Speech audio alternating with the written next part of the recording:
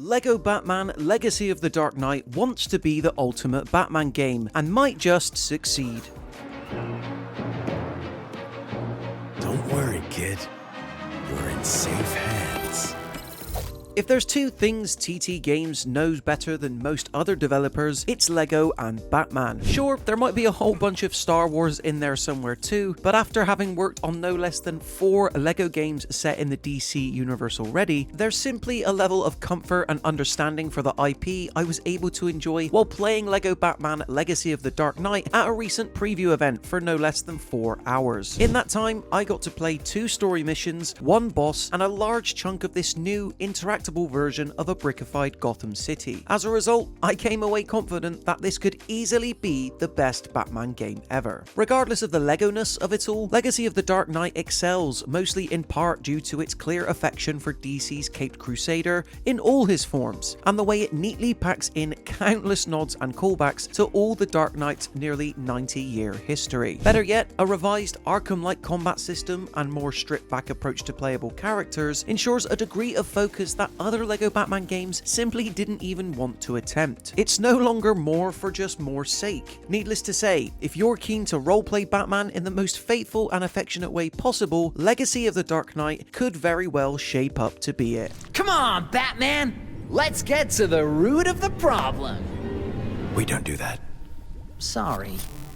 My preview started me off in one of Legacy of the Dark Knight's earlier missions, with Batman and James Gordon infiltrating the Iceberg Lounge in a sequence that takes direct inspiration from Matt Reeves' most recent The Batman film. Getting in meant pummeling through countless thugs and baddies in the rooms and dance floors of the club, where LEGO Batman's new Arkham-inspired fighting style was on full display. You see, combat is no longer totally reliant on button mashing, pure and simple, with Batman and his mates now able to take down foes in more balletic fashion, by tapping triangle to counterattacks, circle to hop over larger enemies, and building up a combo meter that allows you to pull off a zoomed in, more cinematic takedown finisher. Put simply, this is the most in-depth fighting system set to feature in a LEGO game. And yes, I include LEGO Star Wars The Skywalker Saga's mix of melee combat and third-person shooting in that. Legacy of the Dark Knight might not feature any real shooting, but with each character able to deploy the same 2 gadgets you can use to explore the open world and solve puzzles mid-fight, there's a lot of variety to be enjoyed in even the simplest of bouts. I wouldn't say it's particularly challenging. After all, this is a family-orientated game, but Legacy of the Dark Knight's combat rarely feels like going through the motions. The Iceberg Lounge mission itself benefits from a similar amount of variety and surprise. 1 minute, Jim and Batman are required to leap and grapple from the rafters of the club from up on high, while minutes later we're cracking safes, engaging in a QTE-driven dance battle before finally ending up in the Falcone's Funhouse portion of the nightclub, which essentially means having to find hidden collectibles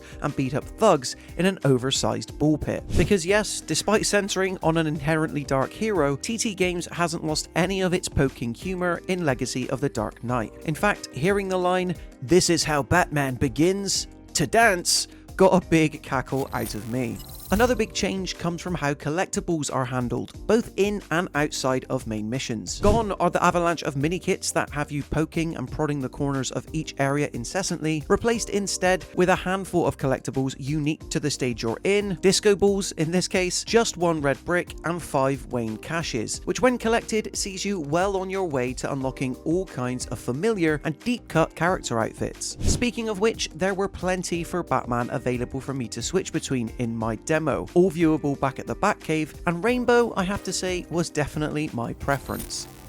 The second level I got to play will be instantly recognizable to anyone familiar with 1995's Batman Forever. Set totally within Hayley's circus, it transforms the iconography of Joel Schumacher's film into the Robin origin story most of us know and love, right down to Two-Face's explosive role within it. Completing the goal meant building various lavish gizmos and contraptions, at which point Batman and Robin have to leap above the space in challenging platforming sections. It's yet another example of how TT Games takes a familiar moment from Batman's history and smartly adapts it into a stage that is fun and unexpected to play through. Less successful was a brief segment I got to play involving Poison Ivy as a boss, which looked cool in that it saw her ride a plant-constructed dragon, but was a little simple in gameplay terms. I really hope that the game's other bosses are a bit more interactive and inventive.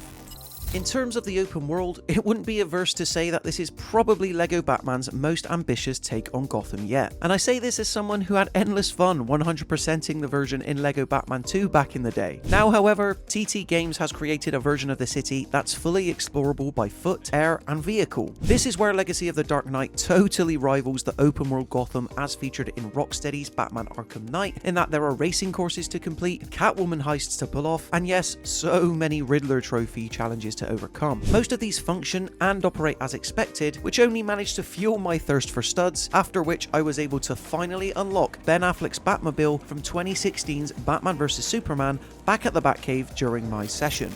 Speaking of which, no Batman game would be complete without the Batcave, of course, and in my preview, I was able to glean how Legacy of the Dark Knight aims to make exploring this space feel like a true event. Costumes for all 7 playable characters, from Robin to Catwoman to Batgirl, are fully on view once unlocked, yet so is each vehicle, including the swath of Batmobile variations. It's here in the Batcave where you're able to soak in the hard-earned rewards you've unlocked after unearthing enough collectibles. It's your very own trophy room of sorts.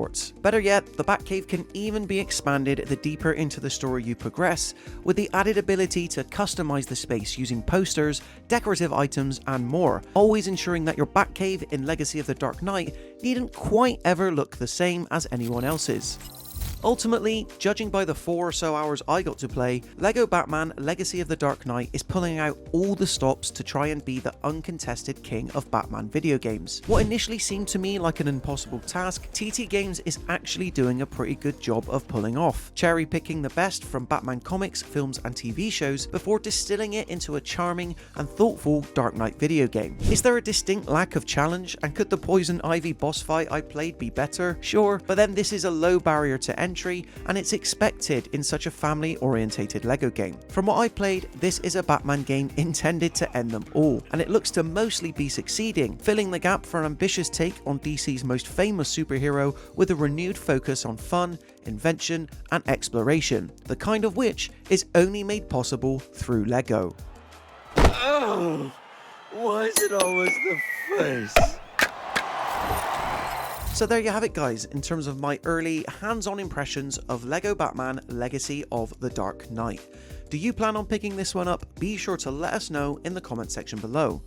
Then, when you've done that, why not leave this video a like if you enjoyed it, and consider subscribing to the All Out Gaming YouTube channel to stay up to date with even more videos like this. Until next time, thank you so much for watching, and I'll see you in the next one. It appears the time has come for Operation Deep Freeze. Nice of you to invite me.